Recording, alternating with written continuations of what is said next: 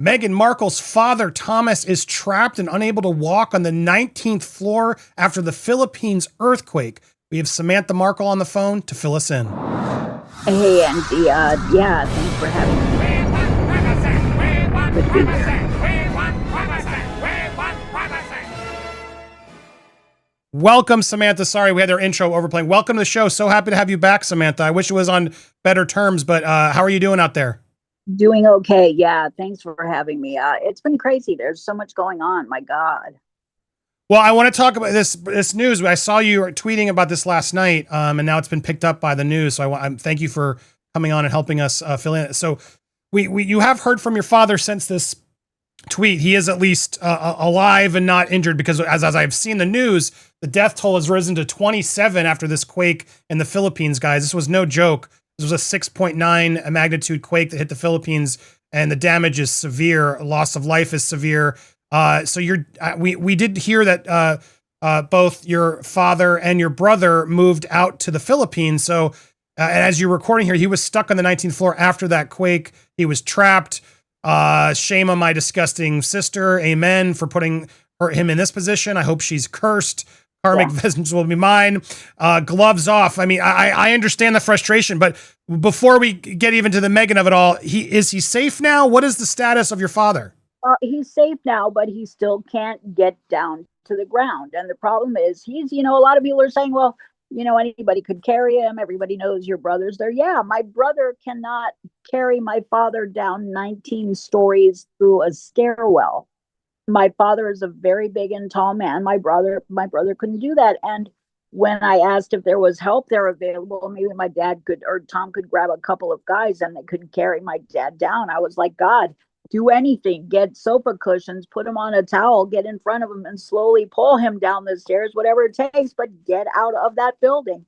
And that probably wouldn't be safe for my dad. And it would take all day to get them down 19 flights of stairs. So they thought, well, there are no afterquakes, the building's not crumbling. They wanted to stay put. I said, but my God, somebody's got to have a wheelchair you could put him in, get him down the elevator. And then my brother said the elevators haven't come back on yet. So I thought, oh God, in this situation, there's got to be a backup plan, but there wasn't. And unfortunately, the damage in Cebu was much more serious than we all thought. The news took a while, getting the assessments out there in the media. So I was freaking out. I was like, oh my God, that building is going to collapse. He's on the 19th floor. Get out of there any way you have to. And, I guess my brother just assumed it would be safe. But, again, I'm having come from Los Angeles. I was like, wait, the buildings in Los Angeles are built to quake codes. They have rollers underneath the buildings. In Cebu, they don't. So I don't know how much sway those buildings can take without experiencing serious stress fracture, cause it to crumble. Yeah, and it's wild because even there are a lot of the haters are always out when you're there, and I don't get it, but they were like, oh, there's no damage. No, this is a serious quake. The other, I want to ask the questions, and because I saw this comment on there. I just like you say, she didn't make a move to Philippines. Wow, oh come on, no one moved him to Philippines. These frustrate me because I know how expensive it is to live out where he was, even, and the fact that medical insurance, everything else, it's been hard. She has made it so much difficult for him, given security measures, just everything, and she could have helped make sure that her father was in a comfortable place through all of this. What is the answer though? Why the Philippines? How is that her fault? How do you respond to that question? I get why naysayers would feel that way, because you can't, like, there are attribution errors. You can't blame people for everything that happens, and natural disasters are unique. I totally get that. I get the doubters, but here's the answer to that. Even when my dad was experiencing pins and needles in his arms and he had 2 heart attacks around the wedding, there was a lot of nasty paid PR, smeared campaigns, the Jeff Rayner, the fake photo scandal thing. Those things ultimately led to my father's heart attack. I'm convinced of that. He has stated publicly that, he felt that way. That was very stressful for him. But what also happened was those smear campaigns, the paid PR, the nasty articles calling him a deadbeat dad, humiliating him. I mean, even the trolls, it was so vile. And he was being harassed so badly. Journalists found out his location after my brother went up to our uncle's house, Uncle Mike, with journalists in the car. But my brother didn't have the address until then. And I'm not blaming my brother, but my father became bombarded by media coupled with the smear campaign in his peaceful place in Rosarito. Nobody knew where he was until that. And he was becoming so harassed, he couldn't go out of his house without drones or cameras there or people outside the front gate. And, it got to the point where his heart was so broken. He was so harassed by the smear campaigns and the journalists knowing where he was that he said, I just want to get away and go live my life peacefully because this is too much. And then he had his stroke. So, all things taken together, he had become reclusive because of the media harassment, the smear campaigns, and having a broken heart. That led to him having a stroke and him being more sedentary. He was afraid to go out of the house because of all that. Well, for a big man who risked blood clots, who's not active, who's afraid to go out of the house, that's not healthy. That's dangerous. So I think that was causal in the stroke also. All things taken together, had the smear campaigns never happened, had the media never harassed Dad with all of that absolutely disgusting bullshit, he would have been healthier and more active and still in Rosarito. Yeah, I mean, it's sad because I've gone into this, and thank you for being on our documentary and we talked about this, but all because exactly he had some photos of him getting excited and getting fitted and working out for the wedding. Seems to be what made her really lose her mind. How dare he, this couple who's literally used the press for everything they've ever done, that are literally pimping out their kids to Disneyland. He, unbeknownst to him, gets caught in some photos, that kind of cute photos, seemingly prepping for this wedding. Who cares? Who cares? The fact that she has disowned her father and is now leaving him in this area, knowing what's happening, the fact that she still is not even reaching out to make sure that her kid's grandfather is safe, regardless. No. I just can't even imagine it, Sam. It's like, how do you do that to your own parents? I don't get it. His phone number has remained the same. She and Harry could have reached out to him all this time. But I'm going to go back to the fake photo scandal in the internet cafe. That was staged. The photographer picked that cafe.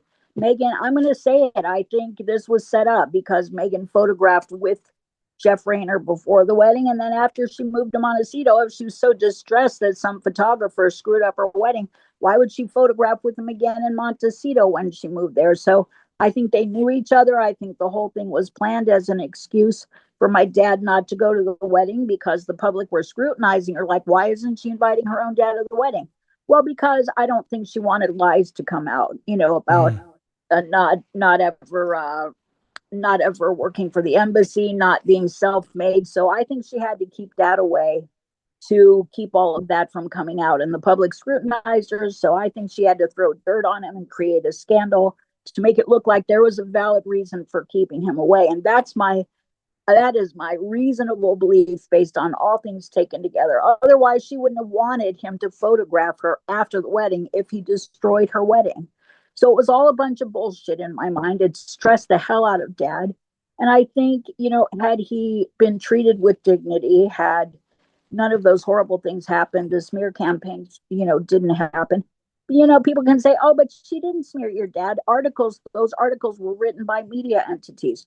By no coincidence, those media entities that were writing the shittiest articles were under the hub of Sunshine Sachs PR, Entertainment Tonight, Us Weekly, all of the magazines that work under that hub, all of the TV shows, Entertainment Tonight, Access Hollywood.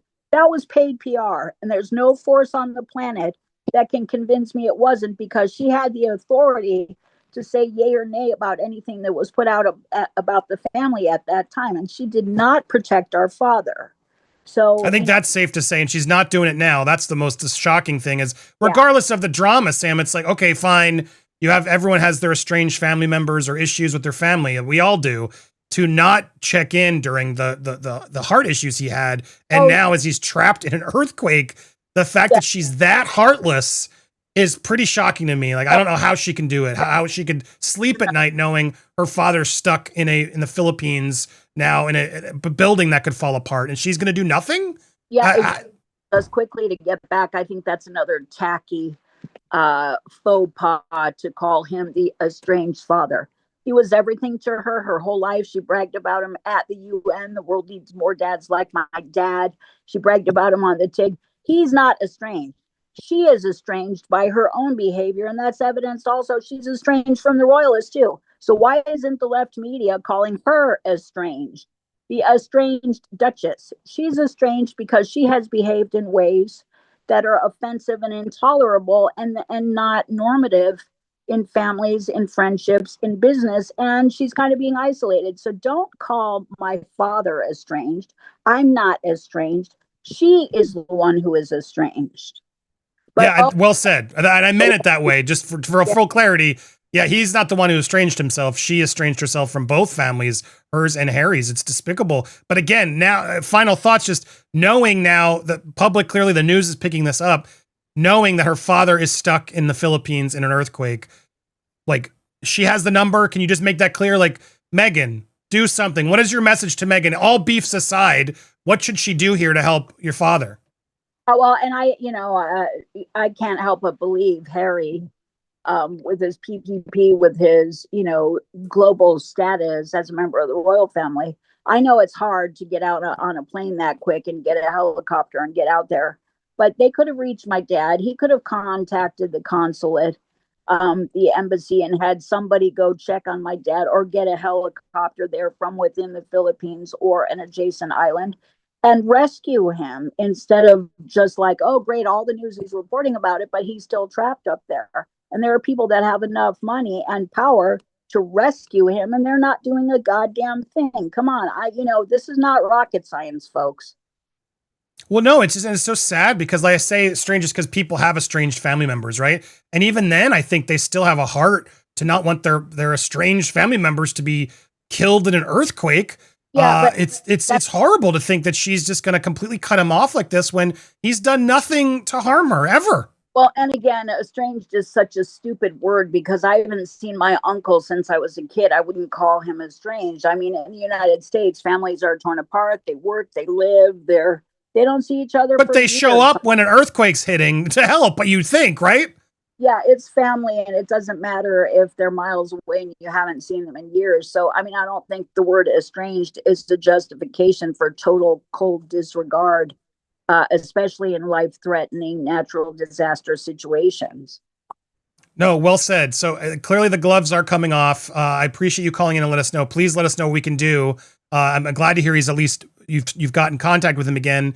And hopefully he gets out there. And Meghan, Harry, hello. I know your team watches this channel. Do something. My God, it's enough already. Don't Go ahead, laugh. Sam. Final thought. Don't laugh. Tom's kind of a smart aleck. I mean, he was assuming the building can't collapse today. They are working on getting out of there and finding another location, although there's not one nearby. But that's going to happen. So they're working on it. But Tom even joked, sent me a text message that said, oh my God, there was a volcanic eruption in Manila, and we're all being evacuated, not sure what to do. So because I'm far away from them, I got on Google and I was looking at that. There was a volcanic eruption. So I thought, it could affect the buildings and the building safety. And I kind of a friend said, oh, it's just joking. I said, you know what? Don't cry wolf. Don't care about something like that, because that's really serious. I looked at all of the photos of buildings crumbling and crumbled, and a volcanic, a volcano could trigger more seismic activity. So I think Tom, definitely not something to joke about. It's serious. This is a serious damage that's going down there, and I hope they're both safe. And I hope someone can step up, or they can. And again, Tom has my number too. Thomas, your brother. Please reach out if anything is needed. I want to make sure they're safe in this, and so many others clearly are going to need help and safety in this a horrible tragedy out there. But I'm glad to hear they're getting their way out. Hopefully, post again, Meghan. Shameful for you not at least calling, checking in. It's just nothing warrants this type of estrangement on Meghan's side. Nothing. It is horrifying to see. And I would be just so sad for my own children to treat their grandfather this way. It's shameful behavior. I appreciate you always standing up against it. Thank you for calling in, guys. Stay tuned. We'll keep you updated if anything else happens. Make sure you hit the subscribe if you haven't already. You can hit the bell for all alerts as well and smash that like. Samantha, wishing you all the best. Thank you so much for calling in, guys. Stay tuned. We'll have a lot more coming here on Popcorn Palace. Cheers.